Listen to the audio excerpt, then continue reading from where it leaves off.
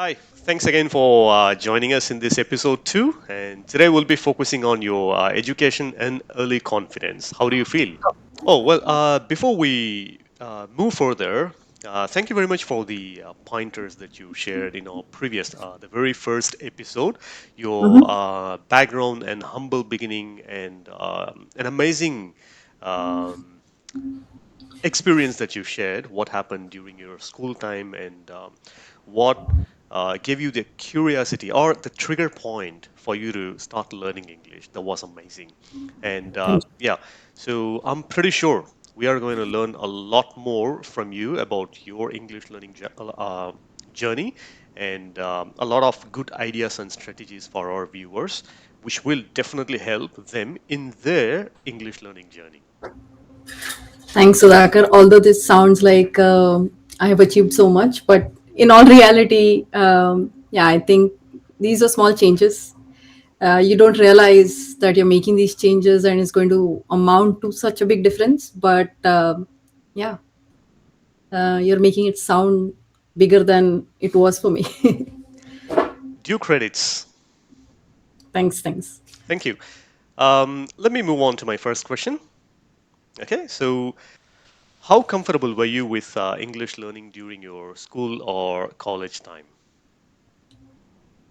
It was an English medium school that I studied in. So most of the education or textbooks or content being taught was always English.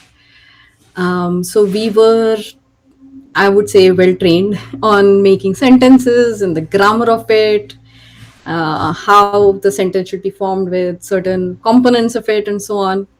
So I was probably good at expressing in written um, in my early school days. I faced no problems with that, but we didn't speak in the language. So conversing with friends, having any kind of school conversations was always in either Hindi or Marathi, the vernacular. And none of us actually, I don't remember anybody being very confident in speaking English in the early days.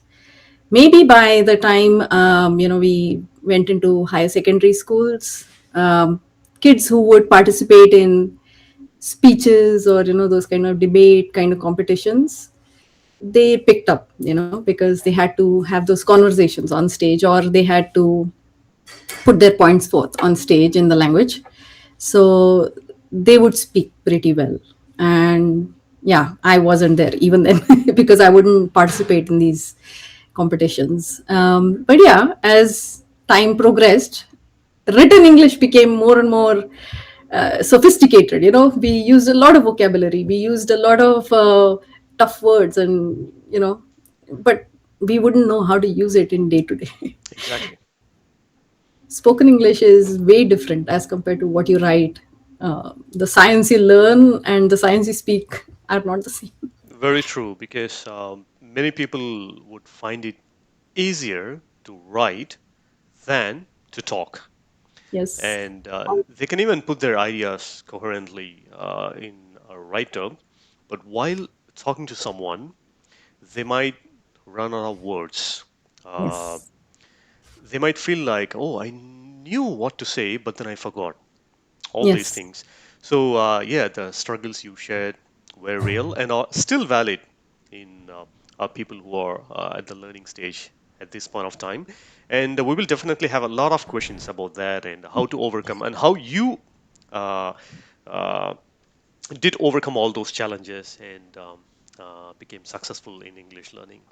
One of the things that I would like to mention here is in, I think, sixth or seventh grade, I don't exactly remember, one of my English teachers would tell us, when speaking English, you start, memorizing sentences, right? And you start remembering the grammar, like this, then that, etc. So we would make sentences like that, or we would talk to the teacher like that, and she would tell us, forget all of that. Does it sound right when you're talking, with somebody? Does it sound right? Did you hear wrong, some wrong interpretations or some wrong things? It was a feeling, not grammar that she was explaining, right? Hmm. So that was one of the things that remember very starkly, that I carried forward. That's nice. I And didn't yeah, go ahead. focus on the structure of it. I started noting if that sentence sounded complete. Did that sentence make sense? Rather than, did I use all the components of the language? That's nice. Isn't that what we do in our mother tongue? Like, yeah. And a quick question. When you said thinking about the sentence that you just spoke, whether it's right or wrong, is it from your perspective, or do we need to think from the other person's perspective? Like, how would they receive what I said? Or is it like, did I say that right? Could I have done it better?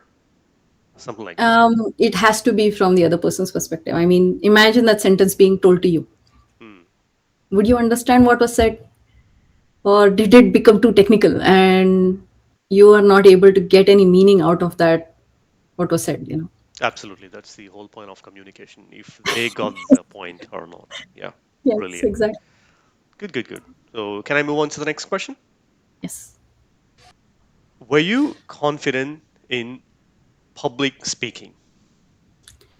Public speaking.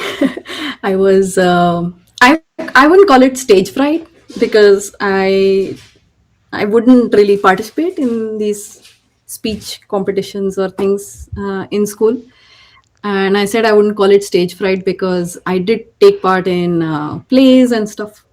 And they were like given dialogues, right? So you will memorize those dialogues and just deliver it. So I wouldn't call that public speaking either. So as part of my early childhood, I wasn't really into public speaking.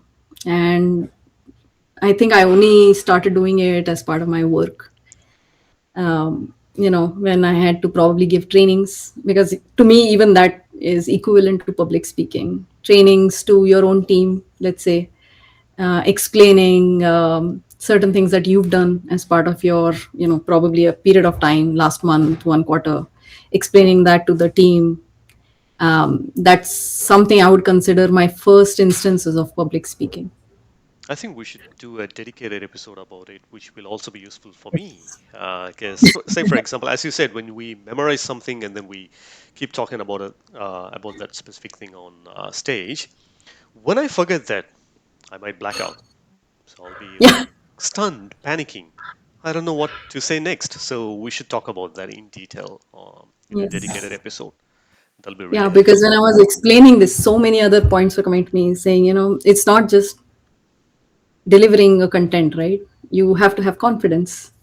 You need to be sounding like you're sure of what you're delivering. It can't be just the words that are being spoken. There's a lot of other elements to it. Yep, exactly. We'll focus into those topics.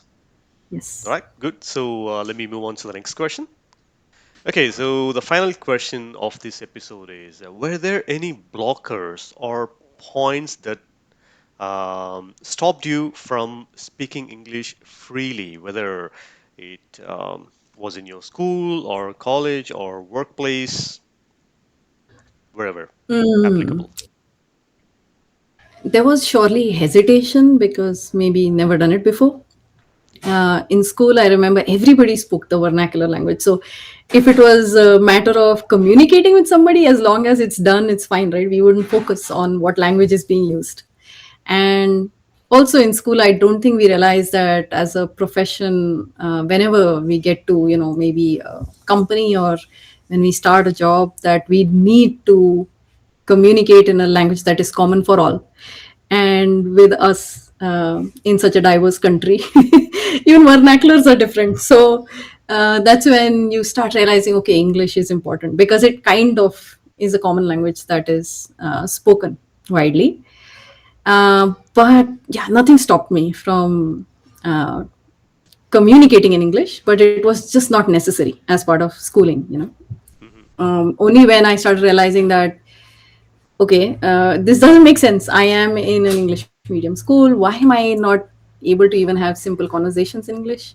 Is what triggered. But yeah, no such hesitation. Good, thanks for sharing. Okay, so that brings us to the end of this session, and I've got another follow-up question, like how these blockers impacted workplace, and we can include it in our next episode, which is going to be about your first job experience. So you can share your experience with us about your first job and what were the challenges that you faced in terms of communication and English speaking, especially. And Yes. there could have been multiple challenges like interacting with people from different cultures, different slangs, and all these things. We'll look into them in detail in our next episode. And thank you very much again for your precious time. Thank you. Thank you. See you soon. Bye. Yes. Bye. Bye.